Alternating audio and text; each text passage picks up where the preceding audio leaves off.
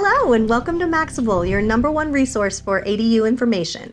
This is the first video in our series that will provide you a step-by-step guide to building your ADU. This video covers everything you need to know to start your ADU design and plans. You can check out our other videos or MaxableSpace.com for all the resources you need to build the ADU of your dreams. So let's dive in.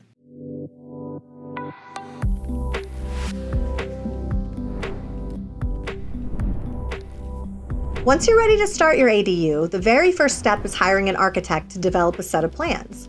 You can expect that to cost between $10,000 and $15,000 for a standard ADU or garage conversion, but it could cost more if your project is more complicated.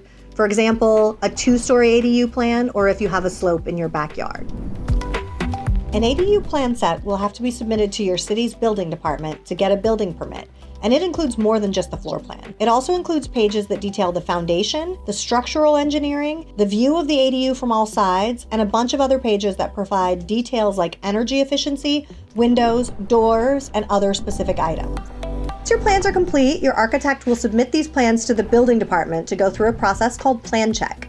This can take anywhere from a few weeks to a few months and will involve the city providing a bunch of corrections that your architect will need to make. Your city will probably charge you 2 sets of fees, one for the plan check and one for the permit itself.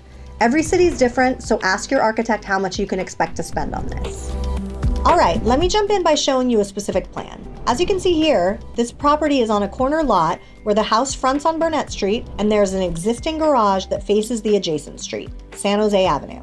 You can see there's a large backyard and plenty of room to locate an ADU behind the garage here, so that's exactly where they're putting it. Attaching the ADU at the back of the garage is a great idea since it allows for a large area of the backyard to remain for the main house. Per California ADU laws, you can build your ADU within 4 feet of the side and back property lines, and that's what they're doing here. All right, let's move on to the actual floor plan of the ADU. You can see the existing garage is about 19 feet wide by 19 feet deep, so it made sense to build an attached ADU straight back. The ADU is 19 feet wide and 31 feet deep, giving them a space that's about 625 square feet in size, enough for a small 2-bedroom, 1-bath unit. If you recall, the garage faces the side street, so they wanted to create access for the occupants from the same street. So they'll put an access gate here that leads to the front door, which is here. Although this unit is only a tad over 600 square feet, it was important to the owners to make it 2 bedrooms so they can get the highest rent possible. They did a good job making this unit an efficient use of space. Here you can see the front door leads right into the living area, which leads to an eating dining area, and next to that is a pretty nice sized kitchen for a small ADU. On the other side of the ADU,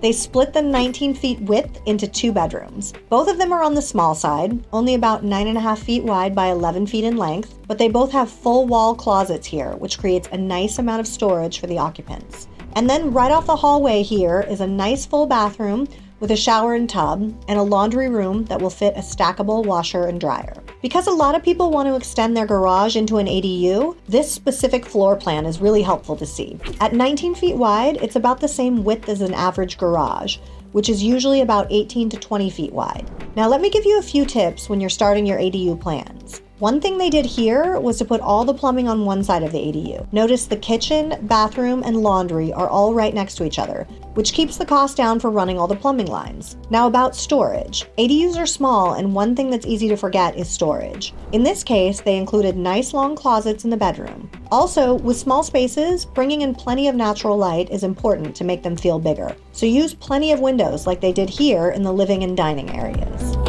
One final important tip you should know.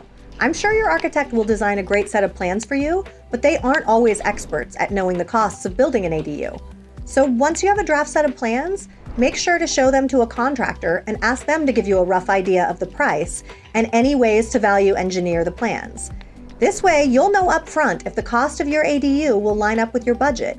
If not, you can always go back to your architect and design something smaller or cheaper. Now you're ready to move on to the next video in our series, starting the foundation.